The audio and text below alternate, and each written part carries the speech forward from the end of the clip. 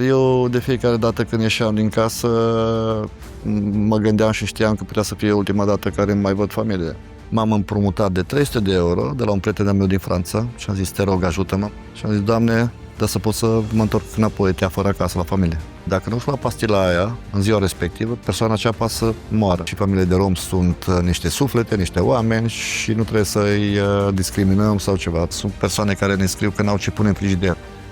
N-am nimic în frigider, n-am un cartof. Până nu de mult n-aveau nici curent pe acest pământ, doar ce dăruim celui nevoiaș, aia vom lua cu noi în cer. Unii oameni își construiesc povestea în liniște, iar rezultatele lor ajung să vorbească pentru ei. În episodul de astăzi îl avem alături pe Mitică Laver, un om cu un parcurs plin de provocări, alegeri curajoase și lecții de viață. Mulțumim pentru susținerea acestui canal. Continuă să ne susții printr-un like, share și un subscribe. Mitică, cine este omul din spatele faptelor bune pe care le vedem în online? Soția.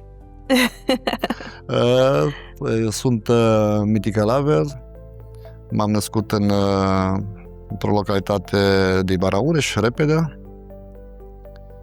Am trăit, am învățat la școală, după care, din motive să pot să ajut familia, am decis că, cum eram 3 frați, că sunt cel mai mare și responsabil și să pot să ajut pe maică, am decis să merg în străinătate.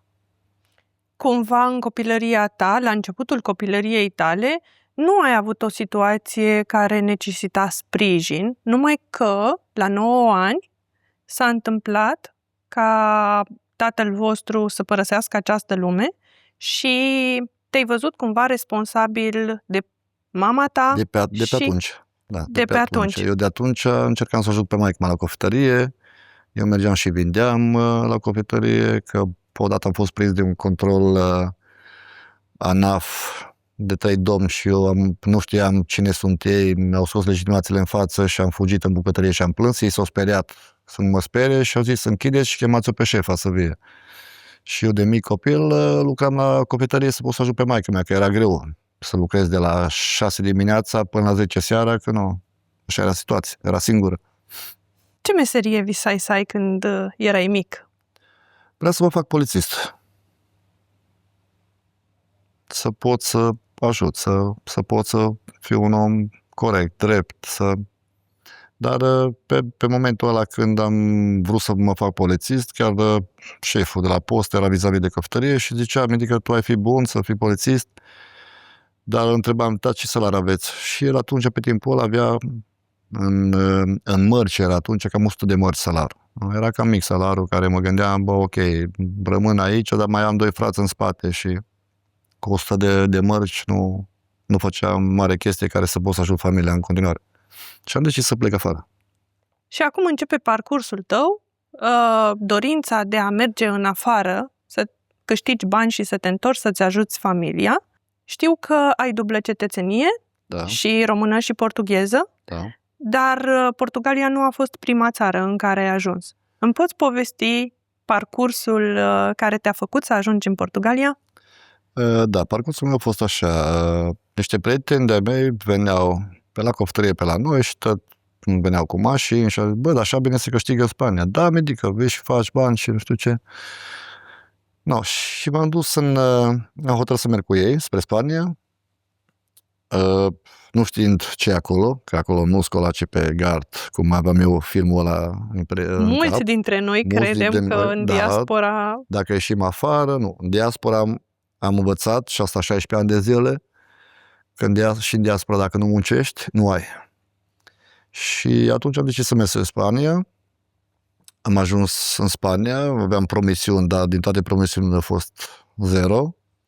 Am ajuns, am avut o încăpere unde au stat mai mulți de la noi, în încăperea aia, și am început să mă duc să lucrez. Ce mi s-a oferit acolo pe momentul acela era să lucrez în construcție și eu am zis, ok, eu pentru asta am venit aici, de undeva trebuie să începem.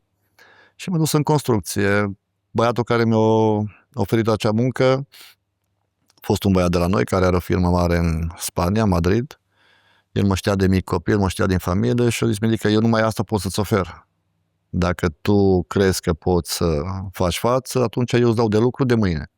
Și am zis, da, sigur, eu vreau, pentru că trebuie să mă ajut, trebuie să fac niște bani. N-aveam nici bani la mine, aveam, nu știu cât, 5 euro, 10 euro aveam.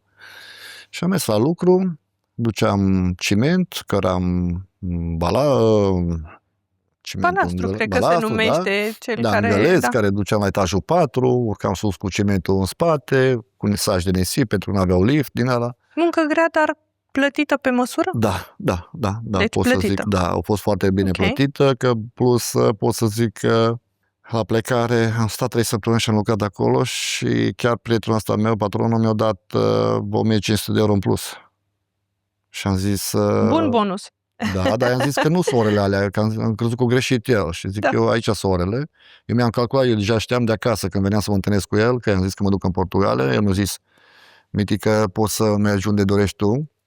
Dar zic, astea sunt orele, s-a uitat pe ore, eu mi-am calculat, am știut, am numărat bani și am văzut 1500 de euro în plus. Am zis, bă, banii ăștia sunt plus. Și a zis, Mitică, știu.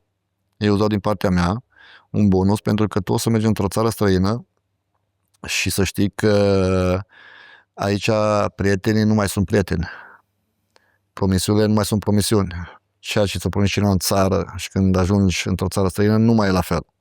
Eu îți dau banii ăștia ca să ai tu cu ce să te descurci acel timp care să ai nevoie în Portugalia. Pentru că nu știi ce e acolo, cine te așteaptă și dacă nu e ok, tu poți să vii înapoi la mine că eu îți dau de lucru. Și ăștia să ai bani de rezervă la tine. I-am mulțumit frumos. Mă aduc aminte că în primele zile m-am intrat într-un magazin de chinezi unde făceau franzelă din aia baghete, cum zic ei, baghete. Era 1 euro bagheta aia, mi-era foame. Mi-am pus bagheta în gură și am lăcrimat, am simțit așa lacrimi cum cădeau pe ea și am zis, bă, ce fac eu aici? Nu? Erau primele zile ale mele, a doua zi. Te-au copleșit emoțiile? Da, că mai mult decât foamea, probabil. Da, m-am gândit și la mea acasă, am gândit că eram bine și acasă. Noi, de bine de rău, aveam afacerea, cofetăria aia care mergea. Nu curgea, dar măcar picura, că asta era și vorba lui maică. Bă, așa e situația, dacă nu curge, măcar picură și tot e ceva. Nu? De foame nu era. No, dar am zis că trebuie să trec peste astea și am trecut. Mulțumesc la Dumnezeu pentru că mi-a dat putere și m-a întărit ca să merg mai departe. Cum arată realitatea din spatele unui club de noapte din Portugalia și cu ce situații limită te-ai confruntat? Vreau să zic că nu este ușor. Nu este ușor, pentru că în cluburile alea vin tot felul de oameni. De la tâlhari, de la dealer, de la dealer drog, de la pești, de la tot felul. Deci n-aș recomanda la nimeni. E o muncă bine plătită? Este.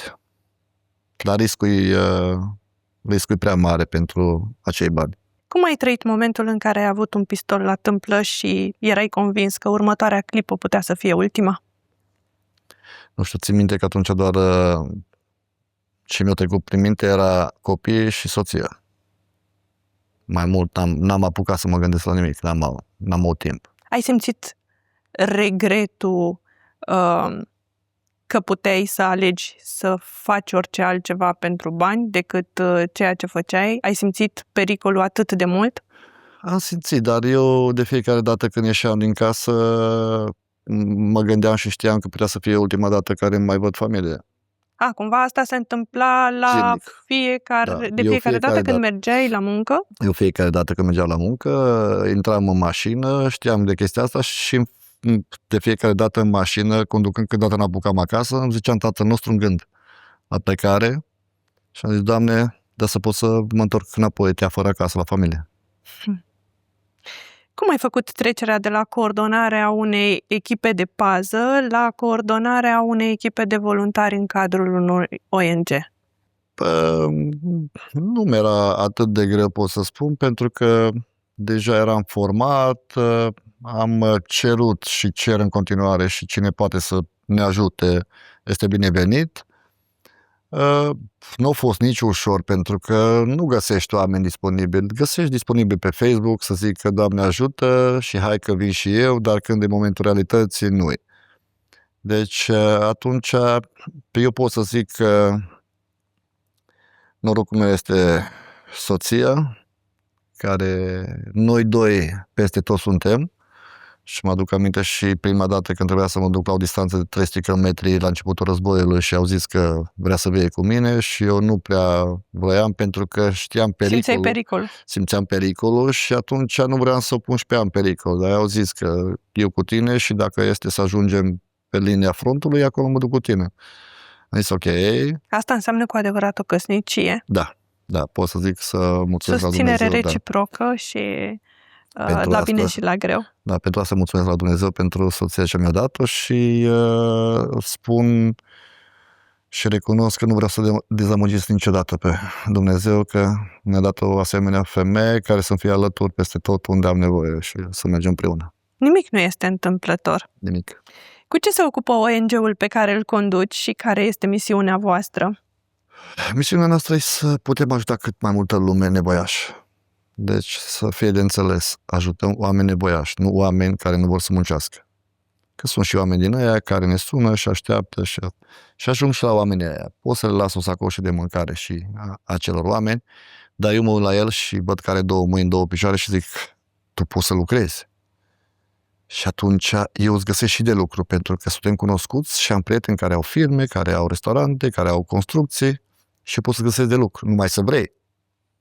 No, dacă nu vrei să muncești, dacă nu vrei să te ajut, atunci nu poți să te ajut nici eu, pentru că noi ne focusăm mai mult pe copilași care au fost abandonați de părinți, de multe ori tată, abandonează 7 copii și pleacă și rămâne mama în grija lor și ajutăm oameni nevoiași bătrâni, pentru că eu zic că copilașii n-au nicio putere să descurce, pentru că sunt mici, trebuie să învețe, trebuie să meargă la școală, n-au nici putere.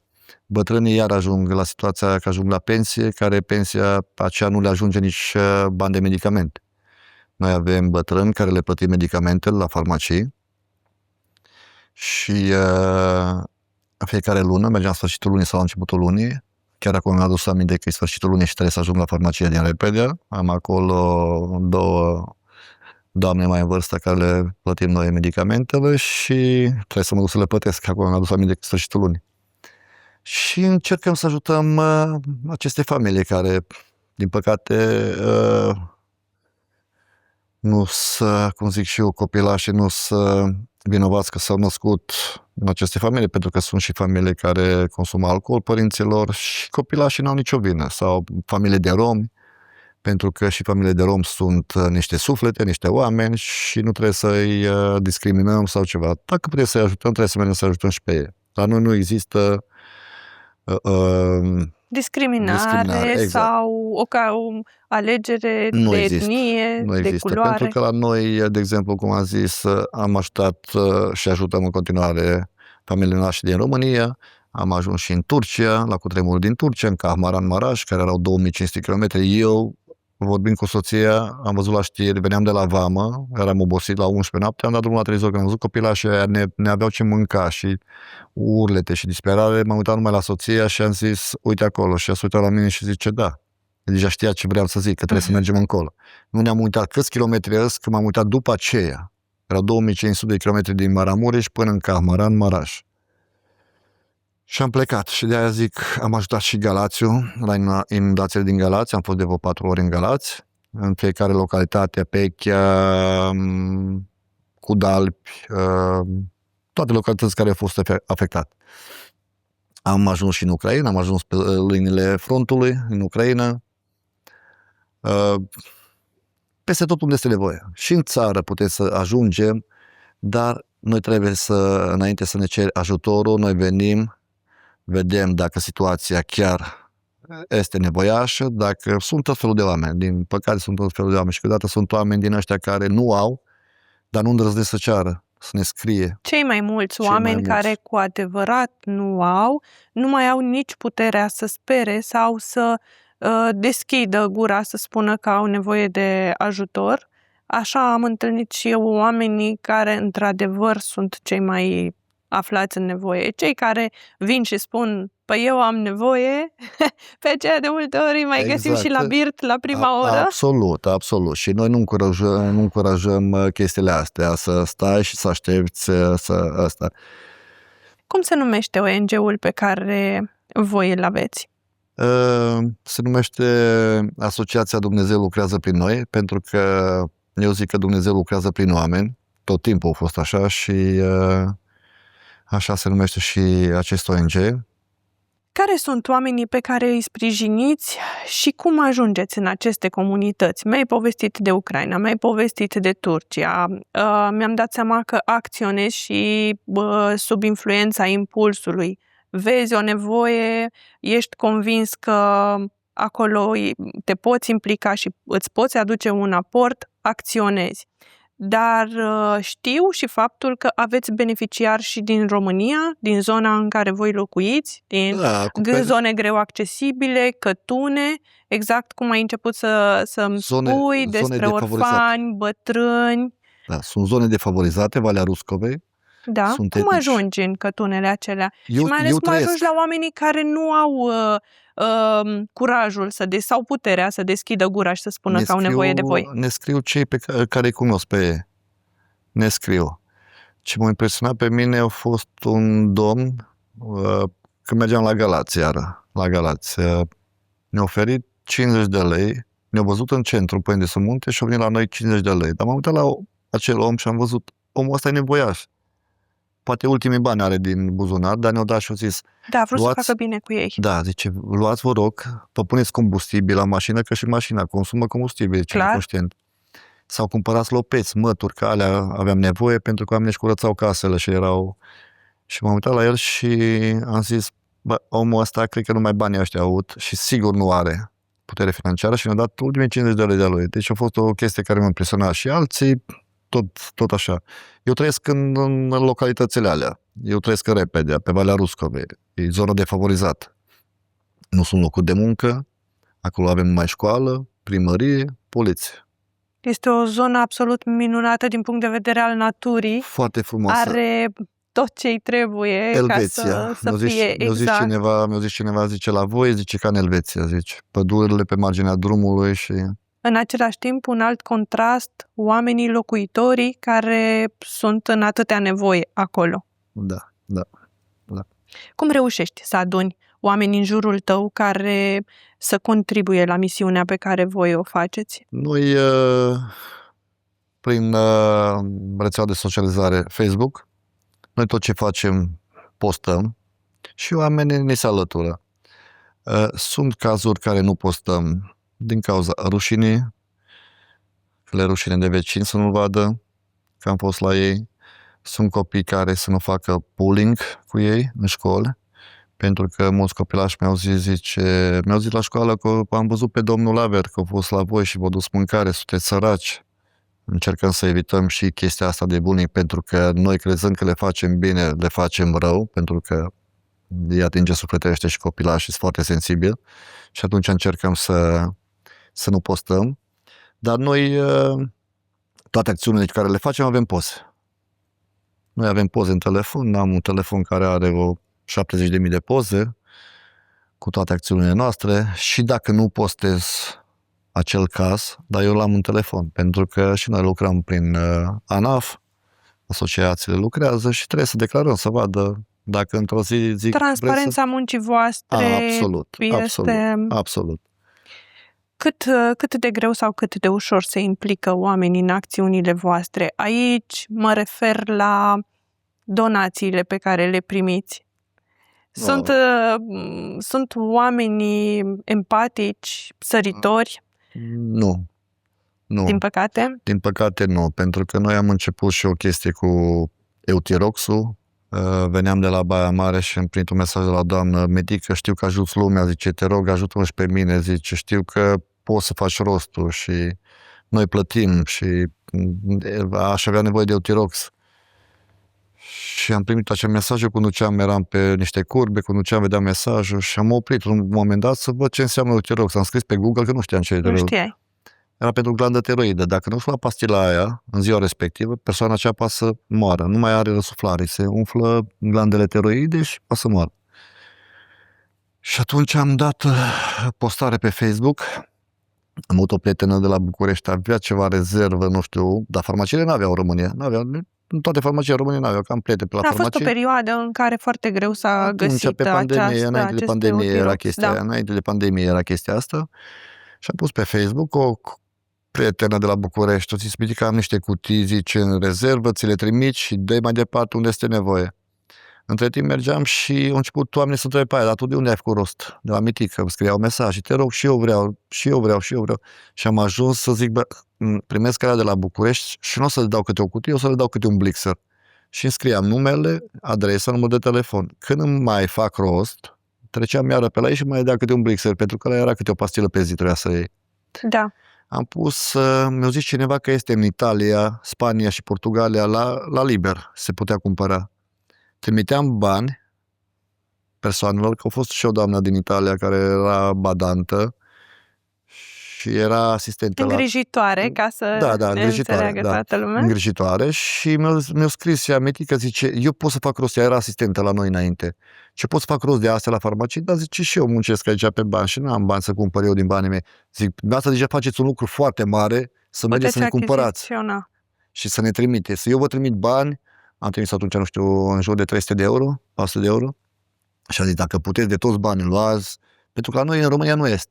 Și mi-au scris tot felul de persoane, polițiști în momentul ăla, polițiste care foloseau aceste pastile și din păcate nu găseau și cu toate cunoștințele lor și tot nu reușeau. Și am înțeles că și Portugalia e a doua casa mea. Am sunat acolo la farmacii direct, farmaceutul, Mitică, nicio problemă, noi îți trimitem încolo. Au ăștia din Portugalia, din Spania, Italia. Și am reușit să gestionăm situația foarte bine. Cu Eutiroxul pe toată Valea Ruscovei, Maramureș, din Sigăne, una din Baia Mare, din Borșa, o doamnă iară lângă Bărsan, într-un sat din ăla Cătun, am ajuns și pe acolo. Și am trecut. În momentul de față suntem ok, găsim în farmacii acest medicament. Sigur, acum nu e nicio problemă. E și ieftin. Este ok, că da, era și ieftin este atunci, și accesibil. m-am mirat atunci. Nu mai știu, dar atunci era vreo 5 lei, 7 lei cutie. A fost doar o problemă de stoc, din ce am înțeles eu. Cu toate că oamenii greu devin empatici cu acțiunile noastre, cu siguranță trebuie să fi întâlnit tu un om care să-ți redea încrederea în umanitate. Spune-mi de cineva care te-a sprijinit în ceea ce faci. Eu pot să zic și Radu Hos. Era un om care rămânea fără combustibil sau întrebam, Răducu, zic că tot timpul zic Răducu, zic, nu mai am combustibil să fac, de exemplu, pentru război, când era cu război în Ucraina, când ducem mame cu copii și asta și zic, te rog, poți să mă ajuți. Și imediat vorbea în grupul lui de donatori și făcea transferul pentru să avem de combustibil. Iarăși pentru Turcia aveam nevoie de alimente și știam că ei în Brașov aveau Katia, centru Katia, unde strângeau donații și știam că aveau alimente și am zis hai să întreb pe Răducu dacă poate să ne dea și el un microbus, că dacă ne dădea un microbus plin de alimente, atunci puteam să leg și o remorcă, că pot să trag până 650 de kilograme după mine. Mi-a confirmat deodată că da, din partea lui mă ajută, dar vrea să întrebe și donatorii lui, pentru că așa e frumos, că alea erau destinate pentru Ucraina.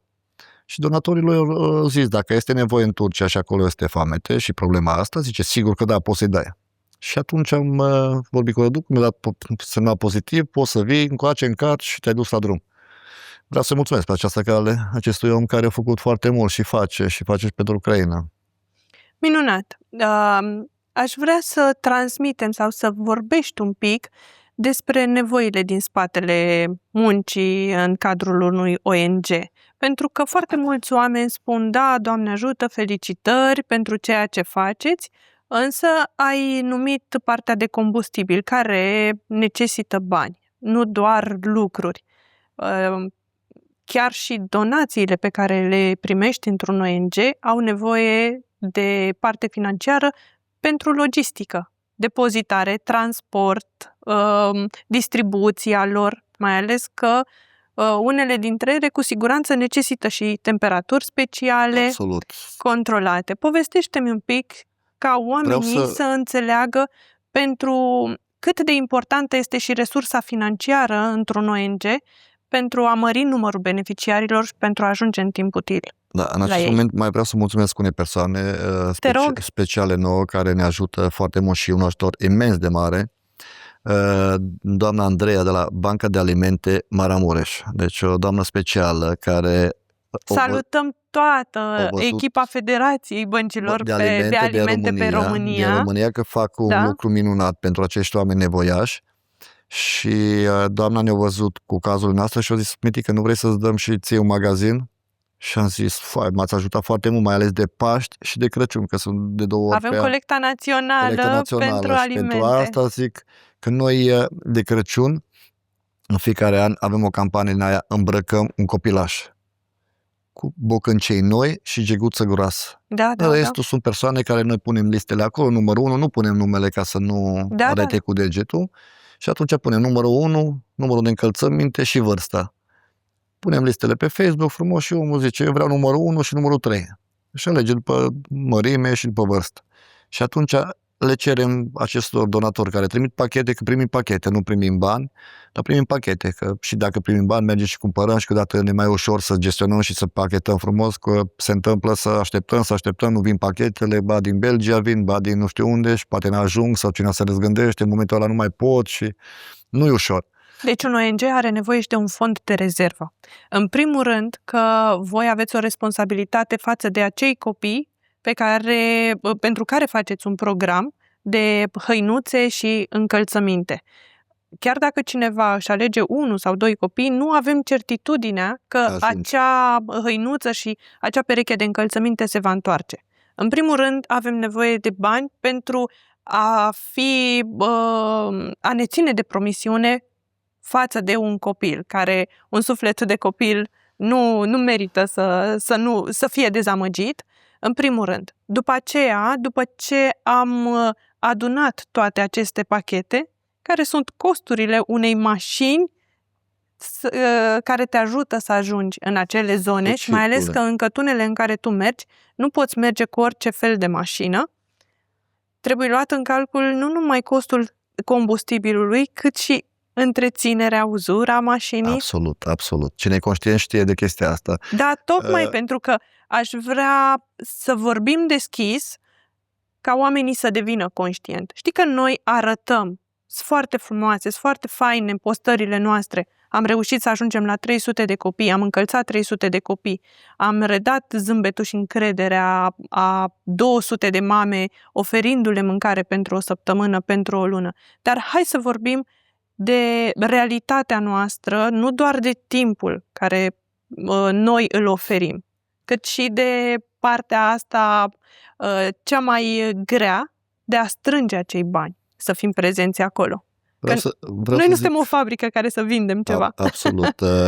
Vreau să specific și acum aici că ultima dată de Crăciun, în campania de Crăciun de anul trecut, m-am împrumutat de 300 de euro de la un prieten al meu din Franța și am zis: te rog, ajută-mă. M-am ajutat cu 20 de perechi de încălțăminte și 20 de gecuțe. La 20 de copilași. Și am zis, eram spre sfârșit, pachetele trebuia să pornească spre drum, nu ne ajungeau pentru 10 copilași, cam așa ceva, nu ne ajungeau pentru gecuțe, că sunt oameni care ia numărul 1 și trimit mai pereche de bocanci. Noi trebuie să completăm bocancii cu gecuță. Sunt alții care ia 3 copilași și pune și bocanci, și pantalonaj, și bluză, și un tricou, și un training, și o gecuță. Ca așa simt ei. Exact. Eu trebuia să sun pe prietenul ăla și să zic: te rog, ajută-mă astăzi, că era ultima zi ce puteam să fac. Împrumută-mă 300 de euro ca să pot să mă duc la magazin, în Baia Mare, să cumpăr, că am nevoie de 10 gecuțe să pun în pachete, că era completarea. Deci noi când avem campania asta de Crăciun, începem cu 2 luni înainte să distribuim și să rugăm să vedem cine poate să ajute să iei un copilaș ca să... Eu mă îmbrac de Crăciun, Moș Crăciun, deci vin îmbrăcată Moș Crăciun cu pachetele împachetate, soția, dragă de are mult de lucru. Da, are mult de lucru, trebuie să împacheteze și eu ajut, dar mâinile ei sunt magice acolo, că eu nu scu hârtia, eu îi tau scociul, îi pregătesc ca să fie pachetele așa. Și de-aia vreau să zic că și chiar ultima dată, sunt persoane care zice: iau copilul numărul 5, numărul 8, ne trimite o gecuță. 2 gecuțe, nu? La Cotreci și Bocan. Și rog pe toți care iau copilași, le zic, campania asta de Crăciun, ca ei să nu poarte frig, să nu aibă frig, să nu simtă frigul. Și atunci noi am decis că o gecuță groasă și o pereche de bocanci încălzește sufletele și viața lor, pentru că noi trăim într-o zonă, cum zic, defavorizată și foarte mare zăpadă la noi, la Maramureș. Dar la voi oricum frigul ține mai mult decât în restul țării. Până în martie, aprilie, Aveți până de munții- Paști, câteodată până de Paști. Începe în noiembrie, octombrie-noiembrie și se termină de Paști. Și plus că avem copii din Cătune defavorizate, iară, din zone din Cătune care Care îi coboară merg foarte mult pe jos. pe jos, 5 km. Noi mergem cu soția în Cătunele acelea și merg pe jos 5 km la școală. Și coboară și ne uitam la ei și aveau niște adidași în picioare și am zis, cum e posibil să mergi dimineața la școală în frigul ăla, în zăpada aia, în flaș-cu ăla, în adidași. Nu au mai mult. Și atât cât au, merg la școală. Chiar ultima dată am fost la școala din Poieni de Sumunte, la Horb, se numește, care toate Cătunele aparțin de acea școală. Și O școală foarte mică, presupun. Câte cătune, câți copii se intre acolo? Noi mergem într-un cătun unde e școala cea mai mică din România, dacă ai auzit. Povestește-mi. Da, este o școală cea mai mică din România, într-un cătun. Câți copii sunt acolo la școală? Acum depinde, înainte erau și 20, acum sunt vreo 6-7 copilași care învață acolo la școala aia, 7-8 copilași. Tot respectul pentru acei oameni care vin la școală pentru 7 copii. Da, și doamna învățătoare care trebuie să vie pe jos, pentru că e un drum foarte greu. Trebuie să vie pe jos, doamna învățătoare, și să le predea la acei copilași. Și aveau și 10 copilași, că noi, cum crezi, după aceea aia fac acolo clasele 1-4. 1-4. Deci școala numită cea mai mică. cele mai importante pentru a-și continua educația. Pentru a începe acolo și după aceea coboară în jos. No, clasele 5-8 deja le fac la școala aia Horb, unde zic eu, de la Horb. Ok. Și aici este o școală mai mare? Da, acolo e o școală mai mare care aparține de Poieni de Sumunte și de acolo vin toți copilași din toate cătunele, că sunt mai multe cătune cu 5 km, 3 km care vin pe jos din dealuri, din munți și vin la acea școală, că e cea mai aproape acolo. Și am vorbit cu domnul director și am zis, domnul director, vă rog, identificați-mi copilași nevoiași la noastră, că noi îi avem. Dar poate mai aveți și dumneavoastră copilași care știți situația, am vorbit cu învățătorii, profesorii, și să-mi spuneți. Mi-au zis că domnul Mitică zice, cred că am vreo 40 de copilași care ar avea nevoie de bocan sau încălțăminte. Și am zis, vă rog, identificați. După aceea îmi transmiteți. Când îmi trimite un mesaj, zice, domnul Mitică, sunt 72. Am zis 40, sunt 72. Nicio problemă. Vreau mărimile la fiecare și îmi punea și numele la fiecare. Da. Erau și copiii ăia care erau 5 km, care noi am mai fost la ei și le-am dus încălțăminte, dar apăreau pe liste și acei copilași, că noi am zis că noi am fost acolo, sau la toți copilași, să nu fie. Și de la grădinițe, copilași de la grădinițe, din diverse cătune, care nici nimeni nu a auzit de ele, și toate alea erau 72 de perechi de încălțăminte.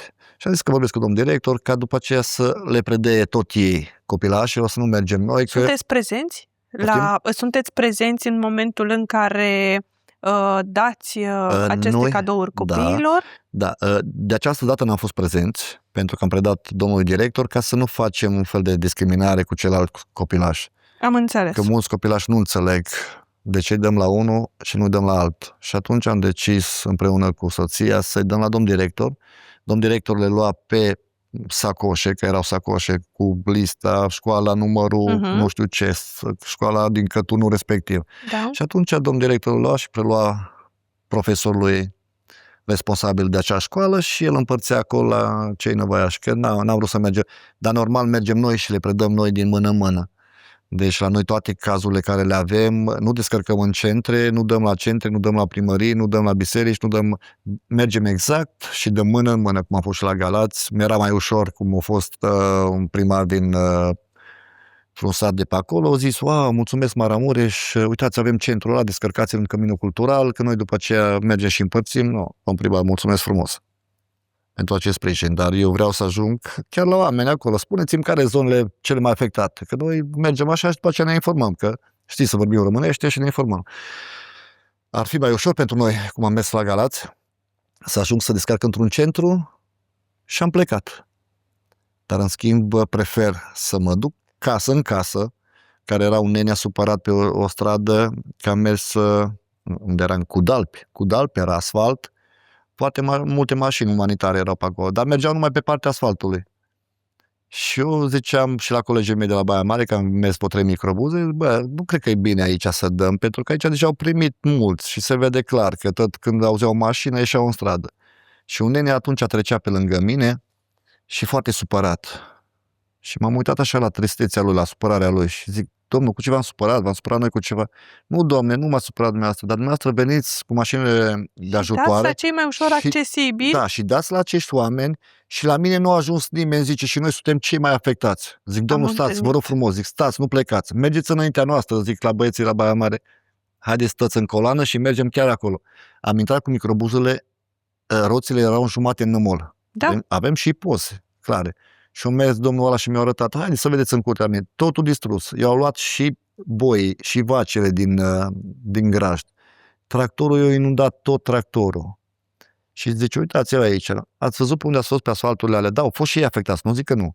Dar oamenii ăștia erau pe o stradă acolo care rău trecea pe lângă ei. Că eu tot mă uitam după rău. Eu vreau să identific rău unde e. Că vedeam că aici e asfalt, aici e șanț unde curge apa, dar eu vreau să ajung la rău. Și chiar omul ăla a dat Dumnezeu să-l văd supărat, că era supărat. Avea și perfectă dreptate. Că multe mașini veneau, treceau pe aici, era curat, se întorceau cu spatele și plecau. Distribuiau repede și plecau. Asta face diferența între un lider de ONG care face într-adevăr cu sufletul ceea ce face și are interesul, are dorința de a face acest contact vizual cu omul aflat în nevoie și de a da tu cu mâinile tale, și diferența între un angajat al statului, respectiv poate primărie, cei care s-au implicat, da?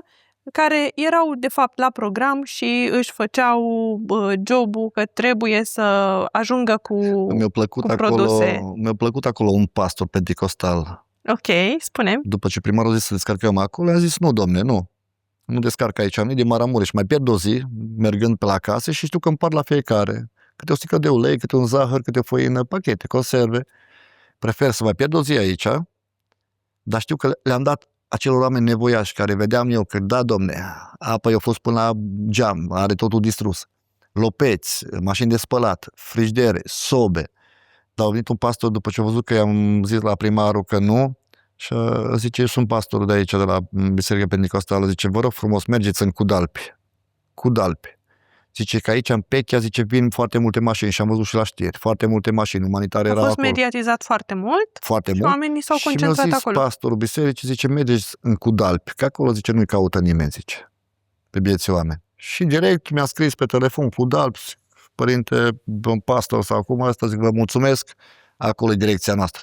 Dar a fost un om sincer care l-am văzut și a zis, dar așa mi-a zis cumva așa mai retras, că era și domn primar pe acolo și mergeți în Cudalpi, că acolo, zice, nu-i caută nimeni. Și chiar a fost așa.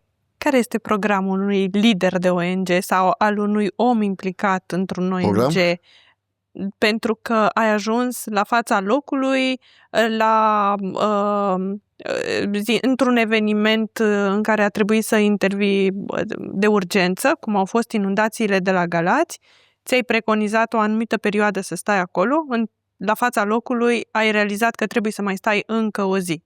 Asta probabil se întâmplă zilnic la tine. Ai un program de la 8 la 4? Nu. La noi Poți să ții un program? Nu, la noi nu există program. Eu, dacă știu că este nevoie de ajutor, pe mine mă văd și la 2 noaptea, 3 noaptea, 4 noaptea. Câteodată mi-e place să fac și cu câte un story și cineva zice, bă, dar acum erai în Maramureș, acum ești la Galați, acum ești la Constanța, mâine ești la Cluj. Deci, eu fac muncă. Mulți înțeleg, bă, poate ăsta se plimbă atâta, care are timp de plimbat. Aș vrea să...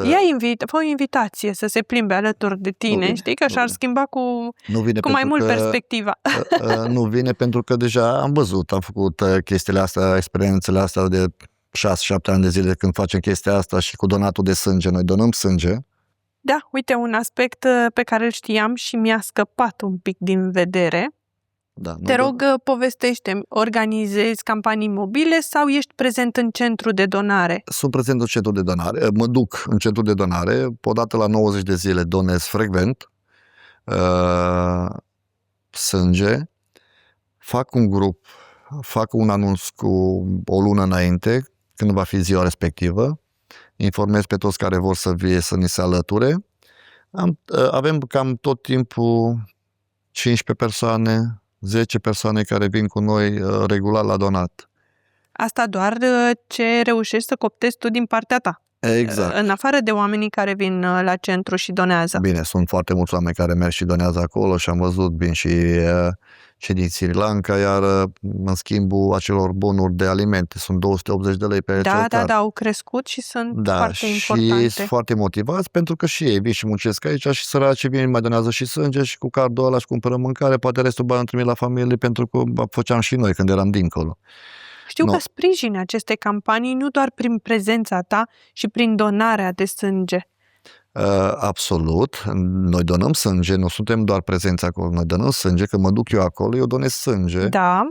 Și toți prietenii mei care ne anunțăm, mergem și donăm sânge, după care ce donăm sânge ne dau carduri de alimente. Ei, prietenii mei, îmi dau cardurile ca să pot să ajung cu acele carduri la familie nevoiașe. Bun. Și schimbăm cardurile pe alimente sau mă duc la mamă, îi activez PIN-ul, care este un număr de telefon, trebuie să activez un PIN și ca un card de bancă. Mergi la magazin și doar alimente poți să cumperi pe ele. Compensează cumva pachetul cu alimente pe care îți plănuisei să-l duci cu acel card de alimente și mai ales că își poate cumpăra fix ce are ea nevoie. Exact. Noi ducem și alimente, dar când ducem și alimente și mă uit în stânga în dreapta, că noi intrăm în case la oameni și eu sunt foarte deschiși cu noi și noi putem să intrăm în bucătărie. Eu am o tendință mai așa, deschid frigiderul fără să-mi cer voie. Și deschid frigiderul și mă uit și îl închid iară. Sau și dacă mă vede, m-am uitat în frigider ce ai. Și eu văd, ai, nu ai. Și atunci zic, uite, ține și un card de alimente, te duci și ți ce crezi tu că mai ai nevoie în casă, că eu nu știu exact ce ai tu nevoie în casă. Dar noi alimente aducem și dau și un card. Mergi și ți igienice sau... Aici ai dus foarte bine, ai punctat foarte bine faptul că noi ne gândim la alimente care sunt esențiale și îi putem scuti pe o anumită perioadă să cheltuie ceva bani pe acele alimente, dar ei mai au nevoie, ca orice om, exact, de alte produse care sunt la fel de esențiale pentru a trăi în comunitate. Absolut. Știi că la un moment dat cineva mi-a povestit că a fost dat jos din autobuz pentru că mirosea prea tare. Știi?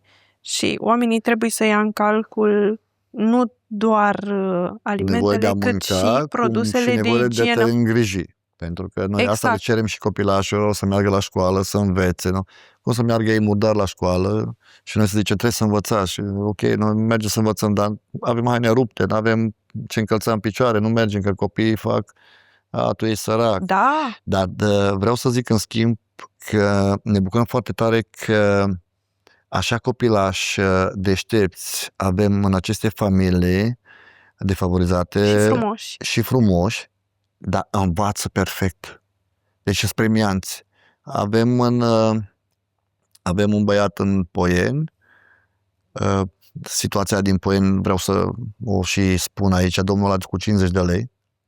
Și ne-a dat 50 de lei. Da. Ne-a dat 50 de lei și nu l-am mai văzut. Eu pe acel om nu l-am văzut. Dar mi-au zis ceva verset din Biblie și am zis, omul ăsta e credincios. Și am plecat spre Galați. Am făcut cumpărăturile, am băgat mașina la drum și am plecat. Te-ai mai întâlnit cu el? Te rog. Încet.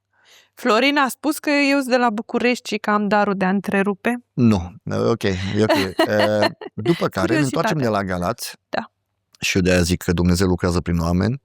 Primesc un mesaj de la o doamnă din Poieni de Somunte care are o mașină de spălat aproape nouă, o folosită de 3-4 ori, dar familia ei e mare și mașina nu le ajută mult. Și au cumpărat altă mașină mai mare de spălat și asta poate să nu dea nouă să o ducem la Galați. M-am bucurat imens, pentru că eu mă bucur și dacă e folosită sau orice, pentru că la oamenii în Galați n-aveau nimic. Noi am fost în casele lor, avem poze, avem tot, videouri. N-au distrus tot, apa e distrus tot. Bine, doamnă, când venim pe Valea Ruscă, vă anunțăm. Mergem spre Poieni, de Somunte, o sun pe doamna pentru că ea stă într-un cătun. O sun pe doamna să aibă semnal, că în zone pierd semnalul. Și doamna, uitați, eu pornesc din centru, vin sus pe dumneavoastră, durează 10-15 minute până ajung cu microbuzul sus, super, eu vă aștept la stradă.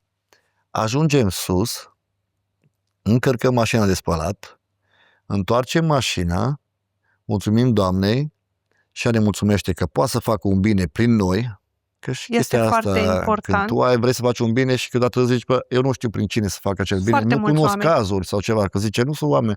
Și atunci prin noi ei își fac darul lor. Coborăm în jos, pe acolo nu aveam semnale, că nu semnale. În momentul ăla îmi sună telefonul.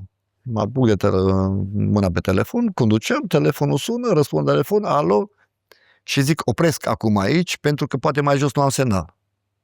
Și stând cu telefonul așa la ureche, vorbesc la telefon, soția lângă mine, și văd că cineva, dintr-o căsuță micuță, cu niște sărmă întinsă față căsuței, hăinuțe pe ăla, și mă uit așa în dreapta și văd acel domn. Și mi-a dat 50 de lei. Am și oprit telefonul, nici nu i-am zis, hai că te resun eu. Am oprit telefonul și m-am uitat, m-am dat jos, au venit și m-au îmbrățișat și au zis, domnul Laver, mă bucur să vă văd, zice, no, eu vă urmăresc, zice, pe Facebook, zice, și zice, n-am știut că ați fost pe aici. Zic, da, am fost. Și în spatele lui 3 copilași. Desculți. Nu că nu au încălțăminte, erau desculți. Familie nevoiașă, căsuță micuță, o cameră. Modestă. Modest, micuță, nu modest, micuță, cu o cameră. Și când am văzut, zic, bă, Doamne, îți mulțumesc că mi-a arătat unde stă acest domn care mi-a dat 50 de lei. Și am văzut că banii aia poate erau banii de o săptămână care să cumpere ceva în casă, sau poate... Și am zis, Doamne, îți mulțumesc, că am stat, am povestit cu el și am zis, noi trebuie să plecăm, că plecăm spre Gala, zice, vă urmăresc, zice, vă mulțumesc pentru tot ce faceți, și zice, și am zis și lui, dumneavoastră ne-ați dat 50 de lei. Și dumneavoastră nu aveți situația așa bună, se vede prin asta. A zis că Iisus Hristos a zis, dați a cezarului ce a cezarului. Se zice a 10-a parte. Dați cezarului ce a cezarului, zice. Și ne-am pornit la drum și ne-am dus și am stat și m-am gândit și vorbeam cu soția și am zis, uite cum ne-a scos Dumnezeu acest om, că noi îl căutam, dar nu știam cum să dăm de el, ca să văd cine e omul ăla. Am ajuns, am mers spre Galați, ne-am făcut treburile ară spre Galați, am mai dus a doua încărcătură, a treia, de 4 ori a fost la Galați și se apropie Crăciunul. Se apropie campania noastră de Crăciun. Între timp, vorbesc cu soția și soția spune, zice, trebuie să facem pachet și la cei 3 copilași de acolo, că sunt nevoiași, se vede pe ei, că nu. Și a zis, super, exact, zic, așa Dumnezeu ne-au deschis ochii și zic, uite ce au făcut acei 50 de lei.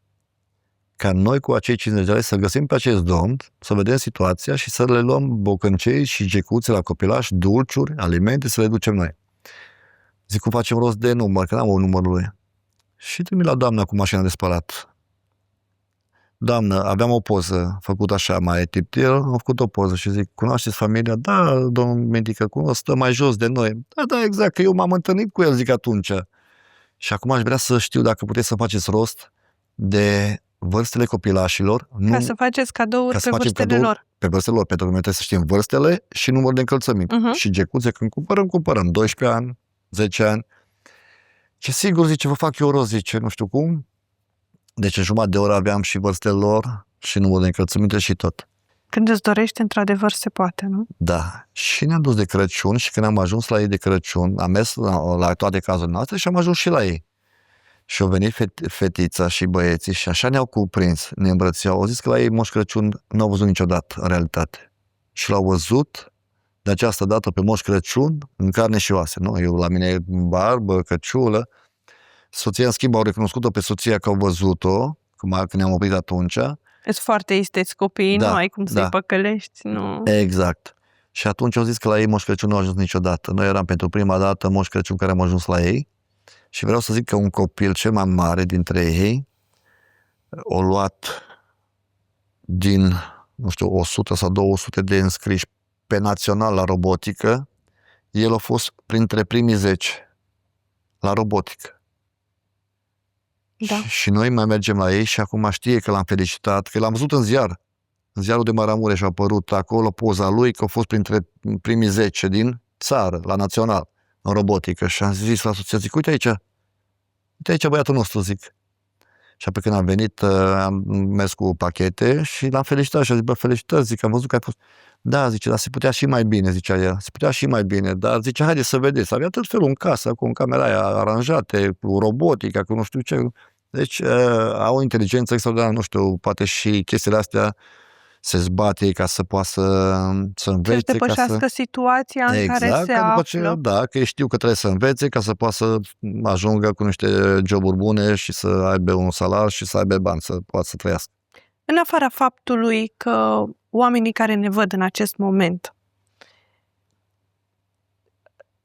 conștientizează că ei pot ajuta cu o porție de mâncare acești copii, acești bătrâni, aceste familii, ar trebui să știe că încurajează și educația și sprijinul lor la școală. Cum vă pot ajuta pe voi, ONG-ul pe care îl duceți, ce nevoi aveți? Cei care vă văd acum și vor să se implice alături de voi. Cum o pot face? Poți să intre pe contul Asociației Dumnezeu Lucrează pe Noi, pe contul de Facebook Mitica Laver și Adriana Laver, că noi toate trei le postăm tot ce facem. Găsești și număr de telefon sau să ne scrie în privat că noi le răspundem. Noi, cum zice, ați întrebat ce nevoie am avea. Da. Noi am avea nevoie de tot. Deci că mai îmi spune cineva, bună ziua, domnul Mitică, eu aș avea niște hăinuțe la băiatul meu de 3 anișori, nu știu dacă aveți nevoie. Noi de la un anișor, de la câteva lunițe, avem copilași până în 18 ani, că noi acolo suntem de la 0 la 18 ani. Că deja când ești 18 ani, deja e major, deja se descurcă, merge la lucru și deja e altceva. Dar noi avem diferite vârste la copilași. Nu există că, să zic că am un pătuț de bebe. Aveți nevoie? Sigur că avem. Că avem mame. Deci absolut orice le pune Dumnezeu pe suflet și doresc să se dacă vrea să are șlap care nu-i folosesc în casă, e posibil că da, șlap care deja au crescut piciorușul la copilaj sau ceva, noi primim și șlapul ăla. Rog foarte mult să nu primim hăinuțe rupte sau lucruri care sunt distruse, pentru că... Primiți multe de genul acesta? Avem o educație noi români în a dona lucruri? Nu, eu zic că câteodată oamenii își curăță dulapurile și ce ne încurcă în dulapul ăla și mai vechi, atunci luăm și trimitem la Mitica Laver. Dar Mitica Laver înainte să le nu ducă... doar la Mitica Laver, să știi. Și mai multe ne organizații și mai nu, dar zic că acum mă exprim spre mine, spre noi. Dar faza este că ei nu știu că noi când le primim, le sortăm. Am înțeles. Și noi trecem din hăinuța asta patonaș, bluziță și luăm așa listele. este și normalul, să le iei, să le sortezi și să ți le pui pe categoriile nevoilor beneficiarilor. Am găsit Adidas rupți, pantaloni rupți și din astea și le făceam câte o poză, că știam de unde primesc pachetul. Făceam poză frumos și îi trimiteam și ziceam mulțumesc frumos, data viitoare nu mai primesc niciun pachet la dumneavoastră. Ce răspuns ai primit? A fost din greșeală. Ok. Care este cel mai frumos mulțumesc pe care l-a primit Mitică? Îmbrățișări de la ei. De la copii? Se lipesc copiii de tine? Da, și bătrânii săraci, lacrimile lor care spun că au și copii, poate în străinătate și nu-i ajută. Uită de părinți, din păcate. Și eu mă gândesc că cum poți să uiți tu de părintele tău când, mai ales că ești în străinătate. Ok, eu nu putem să judecăm pe nimeni, eu nu judec pe nimeni, deci eu respect și femeia aia care mătoară strada. Și mai ales pe cei care ne mătură strada și adună gunoiul după noi. Absolut, că noi fără ei n-am putea trăi în curățenie. Da. Nu, dar în schimb, bătrânică să zică că are 2-3 copii afară și nu o caută și m-am mers cu soția și cineva dintr-o primărie, de la o asistență socială, ne-a dat un pont cu o bătrânică de 83 de ani, stă într-un vârf de munte care era greu accesibil. Noi mergeam cu soția, nu zic unde, că nu vreau să fac probleme la nimeni, și am promis doamnei că nu o să spunem la nimeni cine ne-a trimis la ea, pentru că doamna lucra în instituție. Ea putea să fie dată afară a doua zi. Dar nu putea să-și facă treaba pentru că nu se vrea. Și atunci mi-a scris mie un mesaj pe privat și a zis, vă rog frumos, jobul meu e în risc dacă cineva află. Am zis, nu află nimeni, vă promit. Numai să ne duceți acolo, că noi după ce avem grijă de acea bătrânică.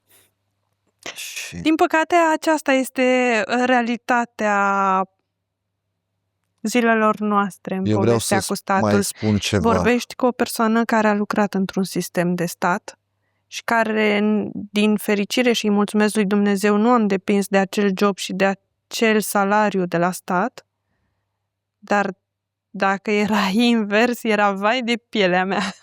Eu. Cumva. Și vreau să zic o chestie încă. Pe noi nu ne încălzesc banii.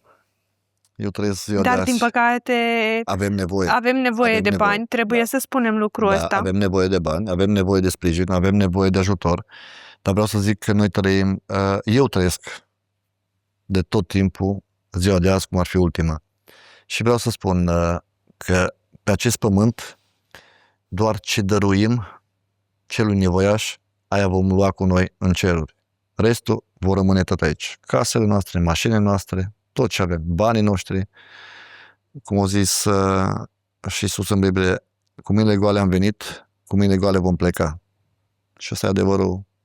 Mi-a plăcut foarte, foarte tare un text pe care l-am citit. Că și bogatul și săracul au murit odată. Bogatul nu a luat nimic, săracul nu a lăsat nimic. Exact așa. E ceva care foarte pe bun. mine m-a atins și cumva la fel de conștientă ca și tine, că avem doar certitudinea prezentului pe care îl trăim în acest moment. Mâine nu mai este o certitudine Nu pentru este, nimeni. Nu este și pentru noi tot la fel, tot așa. Nimic nu este o certitudine. Mitică, ce ai învățat despre oameni din toate experiențele tale pe care le-ai avut?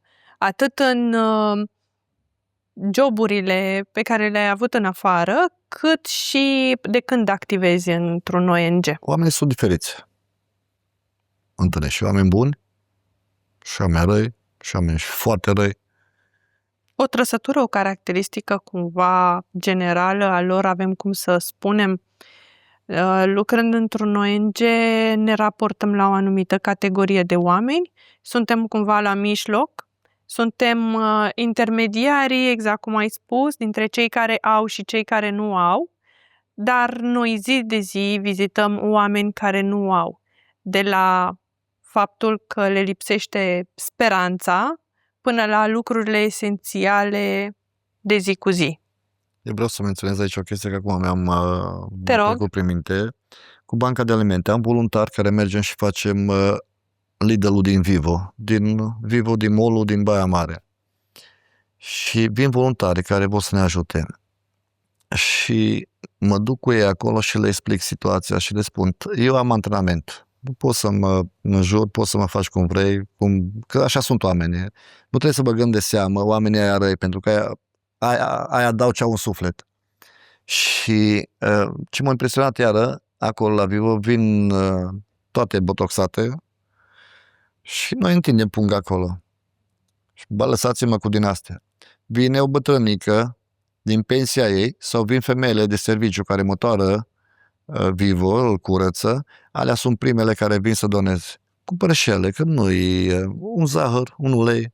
Dar eu spun la fiecare, dacă toată lumea ar conștientiza de nevoile celor nevoiași și cât de tare se bucură, pentru că doar cu aia trăiesc ce le aducem noi, deci o sticlă de ulei să nu zică nimeni că n-are bani să cumpere o sticlă de ulei, sau o făină care e 3 lei. Și aia contează foarte mult, că aceste familii foarte mulți își fac pâine. Ei nu își permit să-și cumpere pâine fiecare zi, cum ne permitem alții. Dar ei își fac pâine Sau din poate făină. nici nu au de unde. Poate nici nu au acces. La ce? În zonele în care locuiesc la un magazin. Sunt Nu mai foarte- punem că Absolut, nu au, dar absolut, și zonele sunt, da, izolate. absolut. Știi că mă întreabă oamenii, vorbeam și cu Adriana un pic mai devreme, se moare de foame în România? Da. Deci, este o realitate pe care mulți refuză să o creadă pentru că se raportează doar la mediul în care ei trăiesc. Știi? Așa e. Eu zic câteodată la mulți, întrebați și vecinul de peste gard, are ce pune astăzi pe masă? Pentru că el o să-ți apară pe stradă tot așa, cu o trăsătură normală, ca în vecin, dar poate tu nu știi că ăla, în ziua respectivă copiii lui n-au mâncat, cu toate că poate vezi că are o căsuță cât de cât modest. Dar întreabă pe vecin, ești bine? Nu vrei, poate, să-ți iau ceva, pentru că nu știi situația nimeni, că știi că nu lucrează, dar nimeni nu întreabă chestia asta. Așa am ajuns eu să fac. Oamenii au ajuns foarte răi. Din păcate, foarte răi. Eu și în pandemie îmi ziceau oamenii care deau meu Tirox, care aveau bani, și să-ți plătim. Nu plătești, pentru că pastile astea le-am cumpărat din donație. Și nu o să-mi dai bani, că nu vreau să accept bani. Dar zice, o să te ajutăm când o să fie nevoie pentru familii nevoiașe. Că ceea ce faci tu, să te ajutăm. Vă spun sincer, o singură persoană nu m-a sunat la cei care i-am dat Eutirox să-mi zică, da, domne, vreau să mă duc să fac un bine. Noi încurajăm oamenii să vie cu noi. Să vie să vadă unde ajung. Este foarte important să vină. Eu mă bucur când să vie cu noi, să vadă cazul nostru. Mamă cu 10... Și acceptă? Aveți dorințe din partea lor? Mai sunt care vin. Este mamă cu 10 copii avem, mamă cu 7 copii, mamă cu 4 copii, mamă cu 6 copii.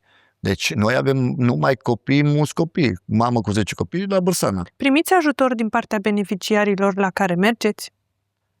Eu în asociație am ca voluntari și parte din voluntarii mei sunt oameni la care eu merg cu alimente.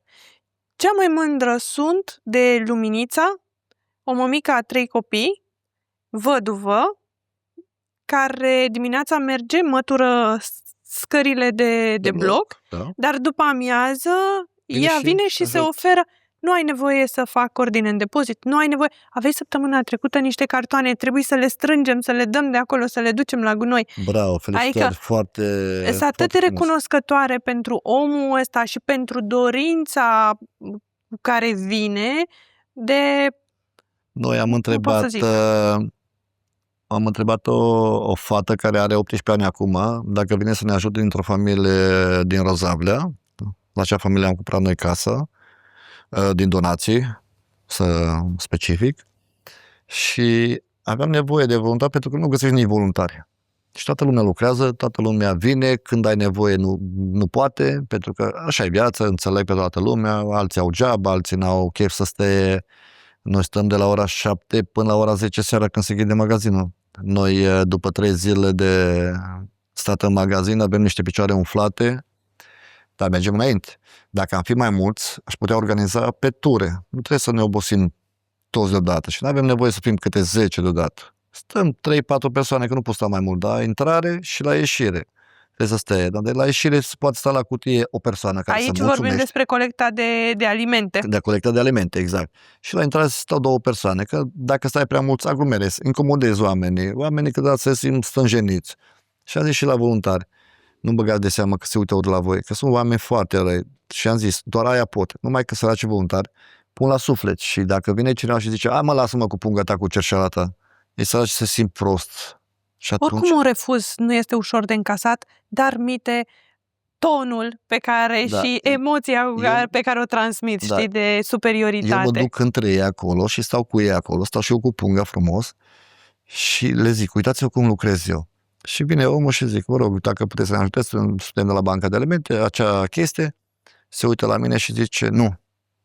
Și se duce mai încolo și eu zic, mulțumesc. I-am zice că nu și cumva se uită urât la mine și eu zic, nu se așteaptă să primească acel mulțumesc. Dar se duce 2-3 metri și se întoarce înapoi. Și vă rog să-mi dați punga. Când mi-ați mulțumit pentru tonul meu și pentru... Mă scuzați că eram supărată sau... Și am zis, sunt câteodată oameni care nu se întorc înapoi după pungă, dar le cumva se uită așa în spate și mi-am mulțumit că eu l-am jignit cumva sau i-am zis nu pe un ton din ăla, dar eu mulțumesc. Zic, mulțumesc la toată lumea. Pentru că acea mulțumire le dă de gândit și ei se duc prin magazin și poate acel mulțumesc zice, hai să iau și 1 lei și lasă în cutie. Și cu toate că n-am la pungă. Este foarte important. Și uite cum un cuvânt, uite cum un zâmbet sau o îmbrățișare, cum spuneai tu mai devreme, poate să-ți schimbe ziua. Da. Și pentru că ne apropiem de finalul conversației noastre, aș vrea să închei cu sentimentul pe care îl ai la sfârșitul unei zile. Ce îți dă certitudinea? Care este sentimentul care ție îți dă certitudinea că faci bine ceea ce faci? La sfârșitul fiecarei zile, când te pui în pat. O fericire neimaginabilă. Nu știu, nu pot să mă exprim. O fericire, o chestie când îmi pun capul pe pielea și zic, Doamne, îți mulțumesc și pentru această zi. că ne-a ajutat să putem ajunge la atâtea familii nevoiașe și bucuriile lor ce le-am văzut, lacrimile lor de bucurie, că ei plâng de bucurie când văd că ajungem. Sunt persoane care ne scriu că n-au ce pune în frigider. N-am nimic în frigider, n-am un cartof. Și atunci noi când ajungem acasă putem să bucurăm o familie de 2, 3, 10, noi suntem foarte, foarte fericiți și mulțumim la Dumnezeu de fiecare dată că am putut fi de folos și în acea zi. O bucurie care cunoști și tu foarte mult pentru că ești în domeniu și știi ce înseamnă când poți să vii acasă, să te relaxezi, să te pui în pat așa și să zici, Doamne, îți mulțumesc. Și această zi a fost o zi productivă și am putut hrăni mai multe suflete. Dumnezeu lucrează prin oameni. Așa e tot Mitică timpul. și Adriana Laver sunteți doi oameni minunați. Mulțumesc. Trebuie cumva punctat faptul că nu este o muncă ușoară, această responsabilitate pe care ne-o luăm vis-a-vis de oamenii la care noi ajungem.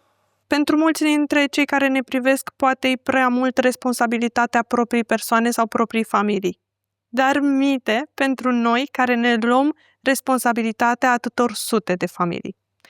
Dumnezeu să vă binecuvânteze și să vă Amin. lumineze drumul, Amin. să fie cu voi și să vă dea oamenii de care aveți nevoie, ca voi să puteți să continuați să ajutați și să sprijiniți cât mai mulți oameni și oricând treceți prin București, cu mare drag vă aștept să mai povestim despre parcursul lucrării și misiunii voastre.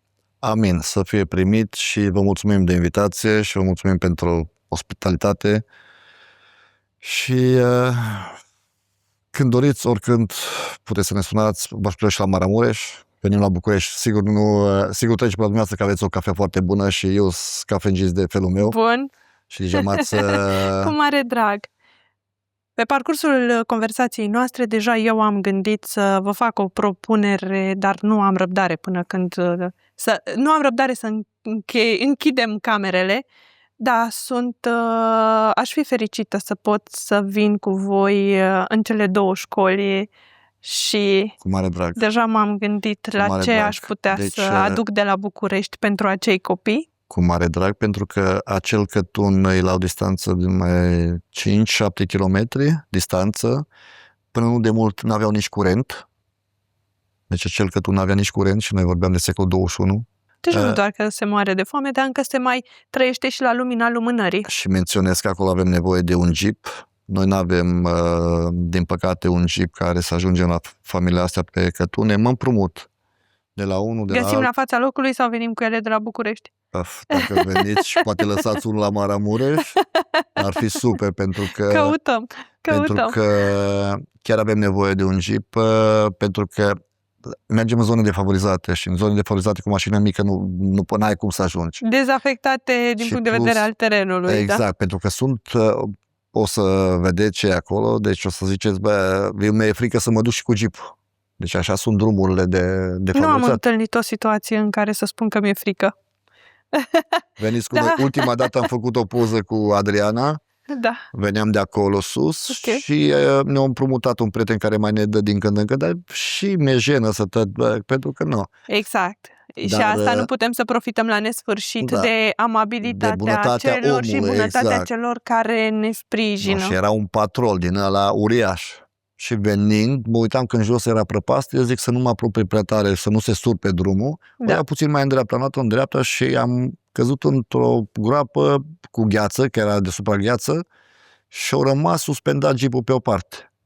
Și am încercat 4x4, toate manevrele am încercat. Avea troliu, dar n-avea telecomandă. I-am Bine găsit că ați ieșit troliu. de acolo. I-am găsit troliu și am legat troliul de brad, că era un brad, avem poză pe Facebook. Am legat de brad troliu și când mergea să caut telecomandă n-avea. Noroc că m-a ajutat cineva, m-am dus 1 kilometru pe jos la o casă, zic, vă rog, haideți să ne ajutați, că noi nu avem nici cum. Am stat jumătate de oră să ne chinuim să ieșim.